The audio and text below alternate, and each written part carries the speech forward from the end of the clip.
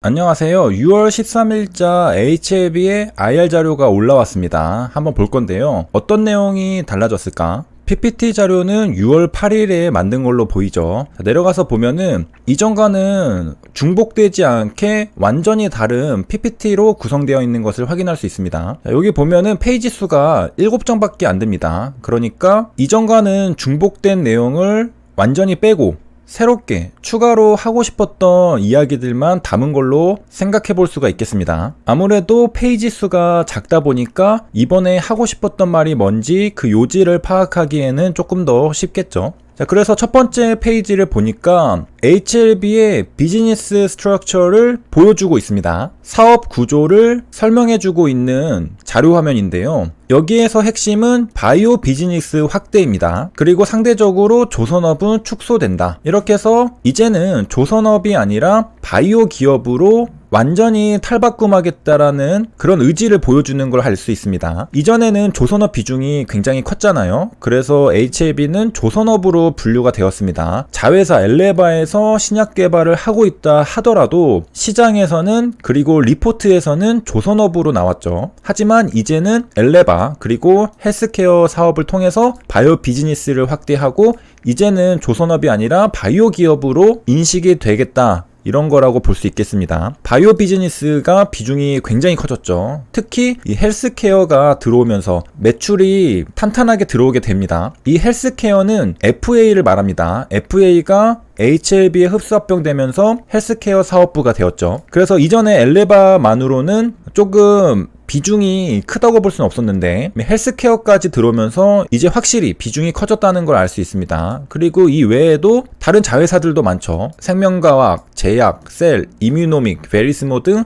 여러 자회사들도 전부 다 바이오 기업입니다. 조선업은 없죠. 그래서 첫 번째 PPT 자료에서는 조선업을 축소하고 바이오 비즈니스를 확대하겠다라는 것을 보여주고 있습니다. 그 다음에 내려가면은 구체적으로 자회사들이 어떻게 수직 계열화 되어 있는지를 보여주고 있는데요. 초기 연구도 있고 비임상 그리고 임상 1, 2상, 제조, 유통 이렇게까지 전체적인 밸류체인에 각각 해당하는 기업들이 있습니다. 그래서 신약 개발 전주기에 수직 계열화를 달성했다. 이 수직 계열화와 관련해서는 제가 하고 싶은 얘기가 있기 때문에 다음 영상에서 구체적인 자료들과 함께 이야기를 해보도록 하겠습니다. 자, 그래서 HLB는 이런 모습을 보면 가히 그룹이라고 말할만 하죠. 여러 가지 자회사들이 각 신약 개발 주기에 해당하는 사업을 하고 있습니다. 그러니까 이렇게 될 수 있죠. 여기서 넘기고 하면서 마찰 비용이 줄어드는 장점도 있겠습니다. 그것이 수직 계열화죠. 거래 비용이라고 하는 트랜잭션 코스트를 줄일 수 있습니다. 그런 게 효율성이죠. 자, 그 다음에는 핫 이슈에 대해서 업데이트를 해줬는데요. 자, 우리가 알고 싶었던 것은 이런 업데이트였죠. 자, 첫 번째로는 우리가 가장 궁금한 간암 1차 치료제에 대한 이야기가 있습니다. 1차 유효성 평가지표 OS랑 PFS를 모두 충족했다라는 이야기, 그리고 선약 낭성 함에 대한 이야기도 있는데 임상 2상이 종료되었다. 표준 치료제가 없는 희귀암이므로 가속 승인을 목표로 하고 있다. 그 다음에 위암 3, 4차 치료제가 있는데 어제 살펴봤듯이 FDA가 요청한 보완 자료는 준비가 완료되었다고 합니다. 그 다음에 이제 이 부분이 새롭게 추가된 거라고 볼 수 있는데 무엇을 먼저 할 거냐? 간암이냐, 선낭암이냐, 위암이냐? 선낭암부터 할 걸로 보입니다. 왜냐? 약가를 높게 잡으려고 하는 걸로 보이고, 그 다음 간암 같은 경우에는 시장 규모가 크기 때문에 우선 상업화를 추진하겠다. 그러니까 위암은 좀 뒤로 밀린 걸로 보입니다.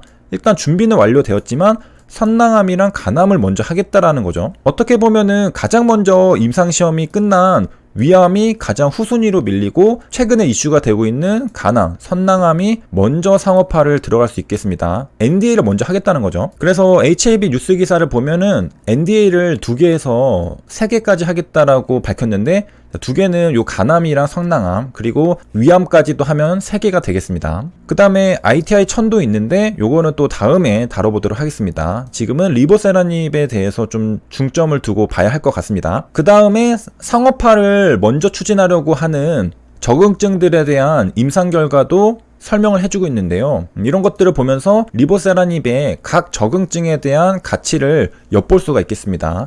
요것도 구체적인 데이터를 가지고 뒤이어 함께 살펴보도록 하겠습니다. 개인적으로 굉장히 흥미로울 것 같네요. 자, 이걸 한번 봐야 되겠습니다. 자, 그 다음에 그 밖에 주목할 파이프라인에 대해서 설명해 주고 있는데, 리보세라닙 추가 적응증을 개발하겠다. 그리고 유나이트 플랫폼의 확장성, 이런 얘기도 있고요. 굉장히 흥미로운 이야기들이 많이 있는 것 같은데, 이번에는 전체적으로 개괄을 하면서 마치도록 하겠습니다. 제가 볼 때는 각각 하나의 주제로 잡아도 될 정도로 흥미가 생깁니다. 그 다음 마지막 7번째 페이지에서는 2021년의 성과를 말해주고 향후 계획까지 설명해주고 있습니다. 자, 그래서 간단하게 보면은 제약바이오 중심의 기업 구조를 변경하겠다. 이거는 첫 번째 페이지에 있었던 스트럭처를 말하는 거죠. 그래서 제조업, 조선업에서 벗어나서 이제는 제약바이오 중심으로 비즈니스 스트럭처를 개선하겠다라는 것이고요. 그 다음에 펀더멘털 강화. 이것은 중국 로열티를 수령하고 FA를 흡수합병하면서 실적이 생기고 있죠. 그리고 리보세라닙에 대한 이야기는 여기 있습니다. 상업화를 해서 신약 개발에 확실한 성과를 내겠다. 그 다음에 아필리아도 판매를 개시하고 지속적인 신약 개발도 하겠다. 이렇게 향후 계획을 밝히고 있습니다. 이상으로 세 줄 요약입니다. HLB는 이번 IR에서 좀 더 디테일하고 구체적인 업데이트 내용을 발표했는데요. 5월 달에 발표된 IR 자료와 최대한 겹치지 않게 단 7장으로 정리를 했습니다. 간단하게 세 가지를 요약해보면, 조선업에서 제약바이오로 사업 구조를 개편하겠다고 밝혔고요. 현재 시점에서 보면 거의 달성이 된 상태죠. 그리고 리보세라닙의 상업화에 대해서 이야기를 해줬는데, 먼저 선낭암과 간암에 대한 상업화를 우선 추진하겠다고 했습니다. 선낭암의 경우 이유는 약가였고요. 간암의 경우 이유는 시장 규모였습니다. 자연스럽게 세 번째 마지막은 위암이 되겠죠. 그리고 HLB는 자회사들 간의 신약 개발 전주기 수직 계열화를 달성했습니다. 각각의 구체적인 내용들은 자료조사를 하고 나서 이어서 다뤄보도록 하겠습니다. 도움이 되셨길 바라며 여기까지 시청해주셔서 감사합니다.